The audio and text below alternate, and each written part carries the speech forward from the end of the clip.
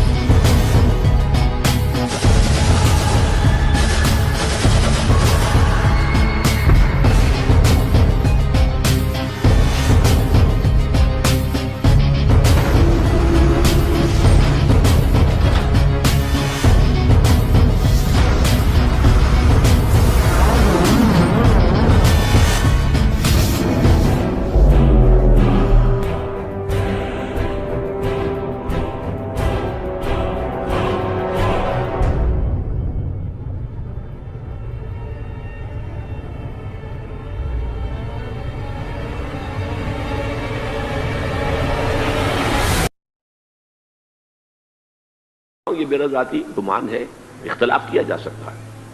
میرا گمان یہ ہے کہ یہ اب جو مجدد آئیں گے وہ حضرت مہدی ہوں گے۔ پہلی بات تو یہ جان لیجئے کہ مہدی دو ہیں، ایک شیعوں کے مہدی، ایک سنیوں کے مہدی، ان میں بڑا فرق ہے۔ شیعہ حضرات مہدی کو مانتے ہیں، وہ ان کے 12ویں امام ہیں۔ ان کے عقیدے کے مطابق انہیں پیدا ہونے کے فوراً بعد اس اندیشے سے کہ انہیں قتل کر دیا جائے گا ایک غار میں چھپا دیا گیا تھا۔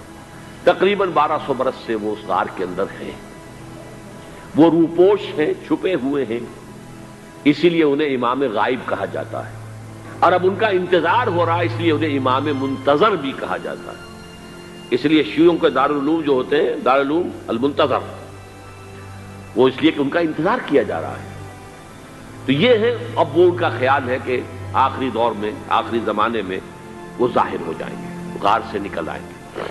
دیکھیے، میں اس عقیدے کو اس بنا پر رد نہیں کرتا کہ یہ ناممکن ہے کہ کیسے کوئی شخص جو ہے 1200 برس تک کسی غار کے اندر زندہ رہ سکتا ہے۔ نہیں، میں سمجھتا ہوں ممکن ہے۔ 300 برس تک اصحاب کہف رہے کہ نہیں رہے؟ سوئے رہے۔ 300 ایئرس ہم مانتے ہیں۔ حضرت عیسیٰ اسی حیات ارضی کے ساتھ 2000 سال سے موجود ہیں آسمان پہ کہ نہیں ہے؟ آپ کو معلوم ہے حضرت عزیر 100 برس تک مرنے کے بعد دوبارہ زندہ کر دیے گئے۔ فَأَمَاتَهُ اللَّهُ مِئَةَ عَامٍ ثُمَّ بَعَثَهُ۔ تو ناممکنات میں سے کوئی سوال پیدا نہیں ہوتا۔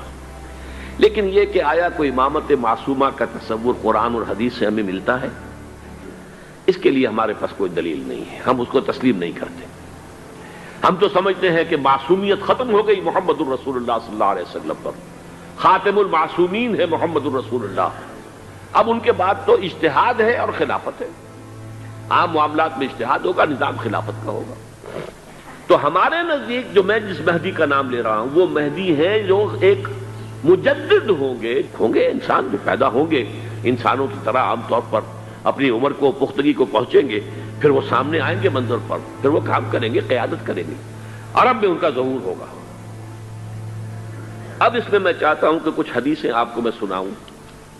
قال، حضور نے فرمایا، لو لم یبقى من الدنیا الا یوم، اگر دنیا کی زندگی میں سے کچھ بھی نہ بچے سوائے ایک دن کے، لطول اللہ تعالی ذلک اليوم، تو اللہ تعالیٰ اس دن کو لمبا کر دے گا، حتی یبعث فیہ رجلا منی، یہاں تک کہ میرے خاندان میں سے ایک شخص کو اٹھائے گا، من اہل بیتی، میرے اہل بیت میں سے، یواطئ اسمہ اسمی و اسم ابی ہے اسم ابی، جس کا نام میرے نام پر ہوگا، جس کی والد کا نام میرے والد کے نام پر ہوگا۔ یملأ الارض قسطا وعدلا کما ملئت ظلما وجورا، وہ سرزمین عرب کو عدل اور انصاف سے اسی طرح بھر دیں گے جیسے کہ وہ ظلم اور زیادتی سے بھر چکی ہوگی۔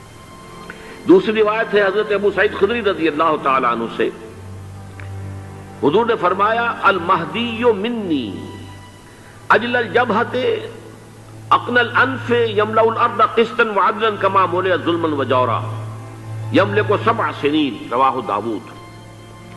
کہ مہدی مجھ میں سے ہوں گے بڑی روشن پیشانی والے اور بڑی کھڑی ناک والے، وہ زمین کو بھر دیں گے انصاف سے اور عدل سے، جیسے کہ وہ ظلم سے بھری ہوئی ہوگی، اور وہ 60 برس تک حکومت کریں گے۔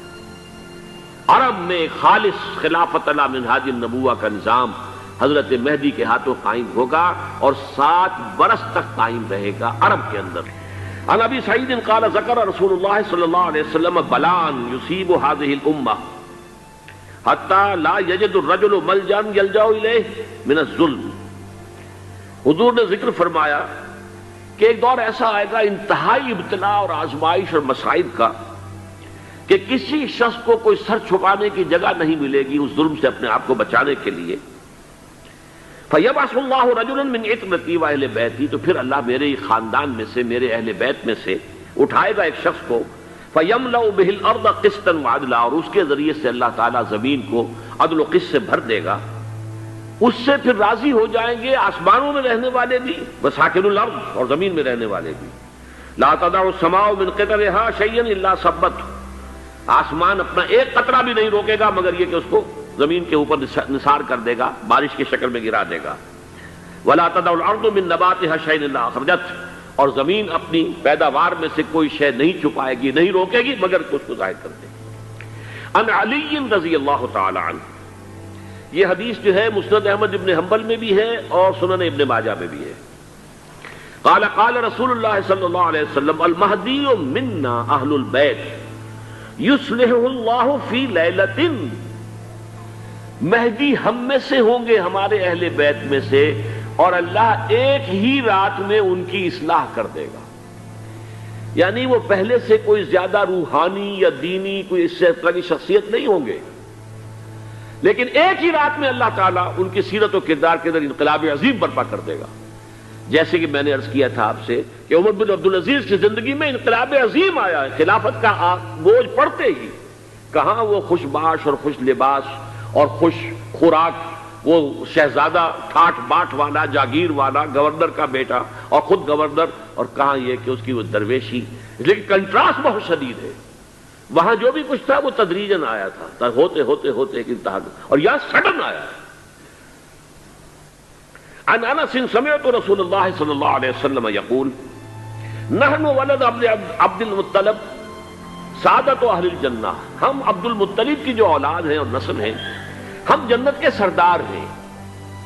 اور پھر آپ نے نام گنوائے ہیں، انا وحمزۃ وعلی وجعفر والحسن والحسین والمہدی، میں خود اور حضرت حمزہ بنو عبد المطلب میں سے، عبد المطلب کے بیٹے، اور علی اور جعفر حضرت علی کے بھائی جعفر طیار، اور حسن اور حسین حضرت فاطمہ کے لخت جگر حضرت علی کے بیٹے، والمہدی، اور آخر میں جا کر پھر مہدی۔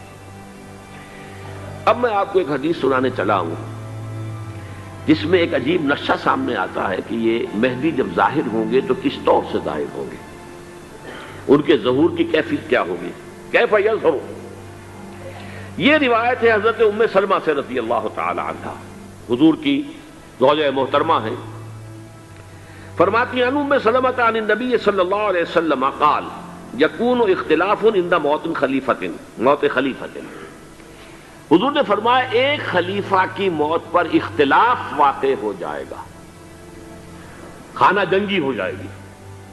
فَيَخْرُجُ رَجُلٌ مِّنْ أَهْلِ الْمَدِينَةِ حَارِبًا إِلَى مَكَّةَ، پھر مدینے کے لوگوں میں سے ایک شخص نکلے گا، بھاگے گا اور جا کر پناہ لے گا اور چھپ جائے گا مکے میں۔ فَيَأْتِيهِ نَاسٌ مِّنْ أَهْلِ مَكَّةِ، پھر اس کے پاس آئیں گے اہل مکہ، مکہ کے لوگ، فَيُخْرِجُونَهُ، اور اسے نکالیں گے، جہاں وہ چھپے ہوئے ہوں گے وہاں سے نکالیں گے۔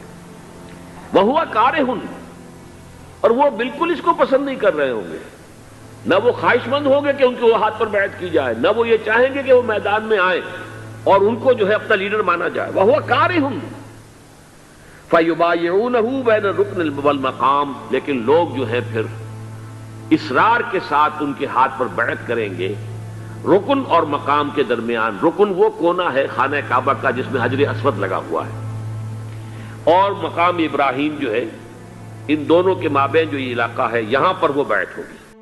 وَيُبْعَثُ إِلَيْهِ بَعْثٌ مِنَ الشام، ان کے خلاف ایک لشکر بھیجا جائے گا شام سے۔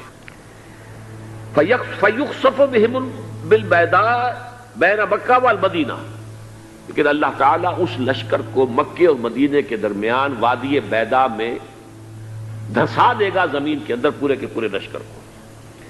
فَإِذَا رَأَى النَّاسُ ذَلِكَ، جب لوگ یہ دیکھیں گے کہ اتنی بڑی نشانی ظاہر ہو گئی، أَتَاهُ أَبْدَالُ الشَّامِ وَعَصَائِبٌ من العراق فَيُبَايِعُونَهُ، اب شام سے سارے کے سارے جو اولیاء اللہ ہیں وہ بھی آئیں گے، اور عراق سے جوق در جوق لوگ آئیں گے اور ان سے بیعت کریں گے۔ وَيَعْمَلُ فِي النَّاسِ بِسُنَّةِ نَبِيِّهِمْ، پھر وہ عمل کریں گے لوگوں کے مابین، حکومت کریں گے اپنے نبی کی سنت کے مطابق۔ وَيُلْقِي الْإِسْلَامُ بِجَرَانِهِ، اور اسلام اپنی گردن زمین پر ٹکا دے گا۔ وَالْأَرْض فِي الْأَرْض، زمین میں۔ فَيَلْبَسُ 7 سنین، پھر وہ 7 برس تک حکمران رہیں گے۔ ثُمَّ يُتَوَفَّى، پھر ان کا انتقال ہوگا۔ وَيُصَلِّي عَلَيْهِ الْمُسْلِمُونَ، اور مسلمان ان پر نماز پڑھیں گے۔ یہ جو میں نے آپ کے سامنے نقشہ کھینچا ہے، اس سے اب میں ایک نتیجہ نکالتا ہوں، اسے بھی میرا گمان کہیے، اختلاف بھی کر سکتے ہیں آپ، اگر اس کو وزنی سمجھے تو قبول بھی کر سکتے ہیں۔ وہ یہ ہے کہ میرے نزدیک امریکہ نے لازماً جس طریقے سے اپنے پنجے گاڑے ہیں سعودی عرب کے اندر، اپنا فوجی اڈا بنایا ہے، تو آسانی کے ساتھ وہاں سے اپنے پنجے ہٹانے کے لیے تیار نہیں۔ ایک حدیث میں آتا ہے قرن الشیطان، نجد سے شیطان کا سینگ برآمد ہوگا، وہ شیطان کا سینگ ہے۔ جو میزائل وہاں پر لگے ہوئے ہوں گے اس وقت، در حقیقت وہ سارے کے سارے جو ہیں وہ شیطان کے سینگ ہیں۔